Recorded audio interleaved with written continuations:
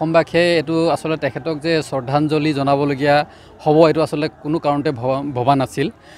অসমৰ এজন মহান শিল্পী, যিজন শিল্পী আসলে আমাৰ অসমীয়াৰ প্ৰতিজন অসমীয়াৰ আসলে হিয়াৰ আমঠু, প্ৰতিজন অসমীয়াৰ আসলে অন্তৰত থিতা বিলোৱা এই মহান ব্যক্তিজন আসলে আজি আমি শ্ৰদ্ধাঞ্জলি দিবলৈ পাই আসলে আমি দুখ কৰিছোঁ। কিন্তু হ'লেও তেখেতৰ আসলে যিটো আমাৰ ভাগ্য লিখন আছে, মৃত্যু হ'ল। কিন্তু আমি এই ক্ষেত্ৰত আমি মানি ল'ব পৰা নাই। আমি আসলে কথাটো ভাষাৰে আজি বুজাব পৰা নাই, আমি বাকৰুদ্ধ হৈছোঁ। আচলতে এই বিষয়ত আমি কি ক'ম? তেখেত আমাৰ মাজৰ পৰা গুচি গ'ল, কিন্তু ক'বলগীয়া আমাৰ বিশেষ নাই। কিন্তু আমি আচলতে আৱেগিক হৈছোঁ। আমাৰ আচলতে এইটো আজিৰ সময়ত আচলতে গোটেই অসমবাসী কান্দিছে, গোটেই অসমবাসী আজি কান্দিছে, সকলো আজি স্বতঃস্ফূৰ্তভাৱে ওলাই আহিছে।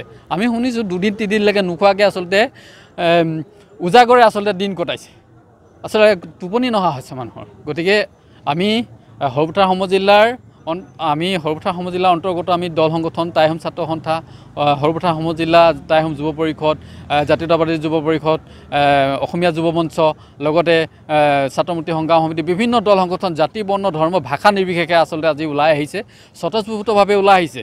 আমাৰ যিজন আমাৰ আচলতে শ্ৰদ্ধাৰ, আমাৰ সকলোৰে আচলতে মৰমৰ জুবিন দা, আমি সকলোৱে আমি জুবিন দাক ভাল পাওঁ। আৰু অসমবাসীয়ে আজি দেখুৱাই দিলে জুবিন দাক আচলতে কেনেধৰণে আচলতে আমি মৰম কৰোঁ বা সকলোৱে ভাল পায়।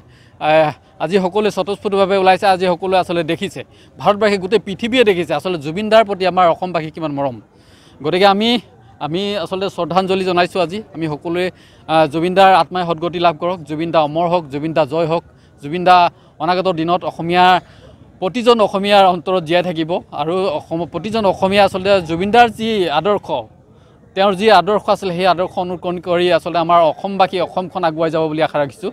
আৰু আমি বিশেষ ক'বলগীয়া নাই, আচলতে ভাষা নাই ক'বলৈ। এই মহান শিল্পীজনৰ মহাপ্ৰয়াণত আমি আচলতে দুখী, কিন্তু হ'লেও আমি আমি মানি ল'ব লাগিব। তেখেতৰ যি নেউটি তেখেতক আজি লৈ গ'ল আমাৰ মাজৰ পৰা, অসমবাসীৰ মাজৰ পৰা, আমি স্বীকাৰ কৰিছোঁ। কিন্তু এই ক্ষেত্ৰত আচলতে আমি দেখিবলৈও পাইছোঁ, কিন্তু এইটো এটা স্বাভাৱিক মৃত্যু নহয় জুবিন দাৰ, কিন্তু অস্বাভাৱিক বুলি আমি গম পাইছোঁ।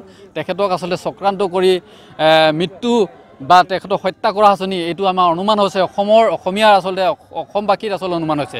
গতিকে এই ক্ষেত্ৰত সকলোৱে গম পাইছে, বিভিন্ন প্ৰচাৰ মাধ্যমত ওলাই আছে। আৰু যোনটো ছিংগাপুৰৰ যোনটো হস্পিটেলৰ কৰ্তৃপক্ষই আচলতে এইটো এটা তেওঁৰ কোনো অন্য ৰোগত আচলতে মৃত্যু হোৱা নাই বুলি তেখেতলোকে স্পষ্ট কৰি দিছে। আৰু পানীত ডুবি আচলতে তেওঁৰ জুবিন দাৰ মৃত্যুবৰণ কৰিছে বুলি আমি দেখিবলৈ পাইছোঁ। গতিকে এই ক্ষেত্ৰত এটা উচিত তদন্ত হওক, আৰু তদন্ত কৰি যোনবিলাক মানুহ জড়িত আমি অনুমান কৰিছোঁ, সেইবিলাক মানুহ যাতে বাচি যাব নোৱাৰে তাৰ প্ৰতি লক্ষ্য ৰাখিবৰ কাৰণে আমি মুখ্যমন্ত্ৰী মহোদয়ক আমি অনুৰোধ জনাইছোঁ।